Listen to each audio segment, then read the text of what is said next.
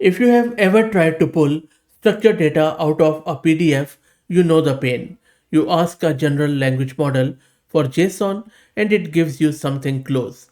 A field is missing, a number comes back as a string, or the JSON is simply malformed and your parser dies.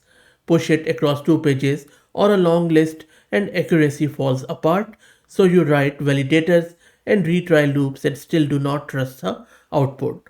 Today, we are looking at Lift, a model built for exactly this. You hand it a document and a JSON schema, and it returns JSON that matches that schema. The trick is schema constraint decoding. The model cannot wander off and invent a shape, so the output is always valid, well typed JSON, and missing fields come back null instead of hallucinated. It reads multi-page documents in one pass and takes rendered pages images, and we are going to test it out on this local system where we have Ubuntu. I have 1 GPU card NVIDIA RTX 6000 with 48 GB of VRAM. If you're looking to rent a GPU on very good price, you can find the link to Massed Compute in video's description with a discount coupon code of 50% for range of GPUs. I have recently started this free weekly AI newsletter, which you can subscribe at fahadmirza.substack.com, and I will drop the link in first pinned comment. Let's go back, and our virtual environment is now created. Let me now install VLLM to serve this model and also their own Lift PDF library. While that happens, let's talk about this quick benchmark. This is primarily an accuracy chart from the model's own benchmark. So read it with that in mind.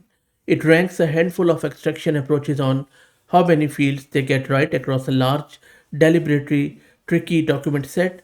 The hosted API sits at the top and a big general model comes next, which is expected since those are far heavier systems.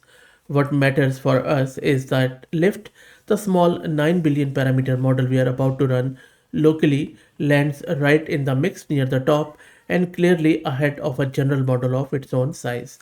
In other words, a model small enough to run on one GPU on your own box is competitive with the big hosted options for this specific jobs.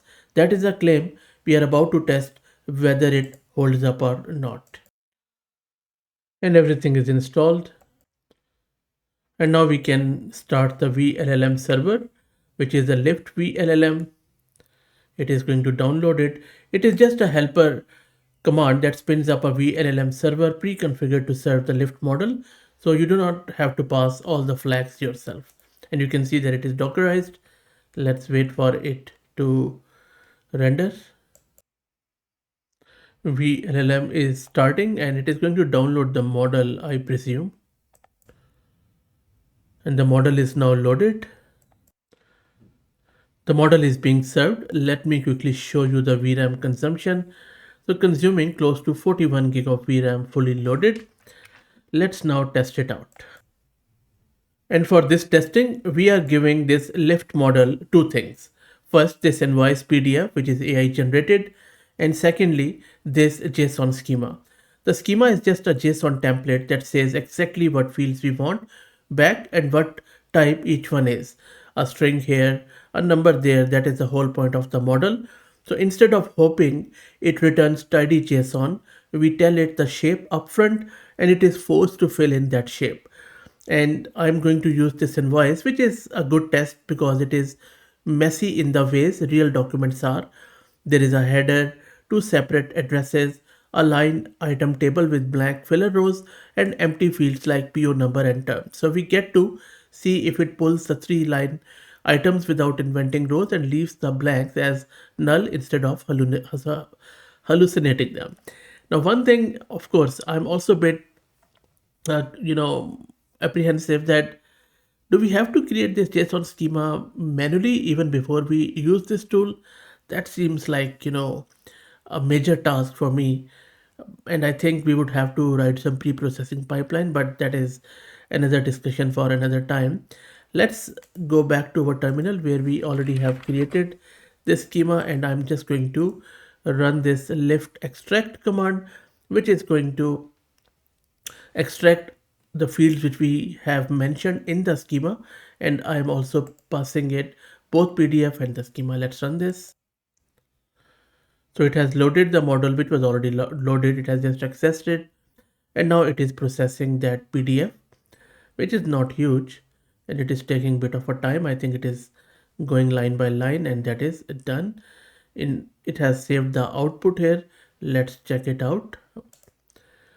I think it should be here somewhere. So this is the output directory. This was a invoice in the JSON format. There you go. So this is the one which it has extracted, and this is the invoice.json.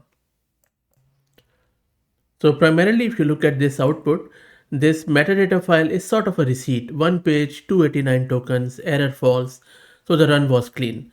The real output is this invoice.json, and this is the part that matters. Every field came back, sorry, exactly right. Both addresses split correctly into the right blocks. All three lines items are there with the right IDs, quantities, and prices, and the total match the invoice. And look at what it did not do. It pulled exactly three line items, not 10 with blank fillers. Rows and empty fields stayed empty. It did not invent a PO number or a sales rep. That is the schema doing its job, and that is where it is useful. We asked for a specific shape and got clean typed JSON back. No markdown fences, no malformed output, nothing to parse or repair, straight into the database or an API as is, and that is the whole point here. And now I am going to push it harder. This is a 3-page ledger with 10 orders, and every single one is written in a different language: Chinese, Hindi, Arabic, Russian, Japanese, and more, with the field labels in that language too, not English. Some records use their own numerals, some write decimals with a comma, one is right to left, and couple are missing fields on purpose. You can see that these are all the languages from across the globe. It is not a simple and straightforward document. A lot of stuff is happening here.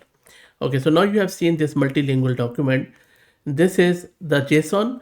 It is the same idea as before, a schema um, that says here are the fields I want and the types I want them in. So the real question is, can the model read a document in 10 languages it was never told about, map all those foreign labels to the fields I asked for, and still give me back one clean structured JSON? Let's now run this. I'm just going to run this here from the working directory. Let's wait.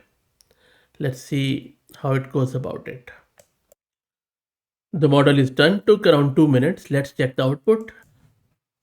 And here are the two files, as you can see. The metadata says 3 pages, no error, clean run. The JSON is where it gets interesting. Look at this. Really interesting. Every order ID is right. All 10 are here. And look at the hard parts. It read the Arabic. I'll just go down and show you that. And Hindi numerals and gave me plain numbers.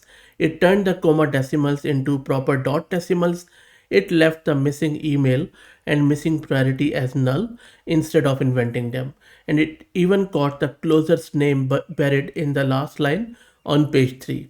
So look, it genuinely read 10 languages and mapped them all to my schema. It is not flawless though. Some of the Hindi product names are garbled, and Bengali city is also wrong. So on the trickiest scripts, it slipped on a couple of words, but for a 9 billion parameter model running locally here, pulling clean structured data out of 10 language document, that is, I think it is not a bad result at all. So that is left. You hand it a document and the exact shape you want, and it gives you clean typed JSON back, even across languages, all running locally. So let me know your thoughts in the comments. If you want to help out the channel, please become a member. Thank you for all the support.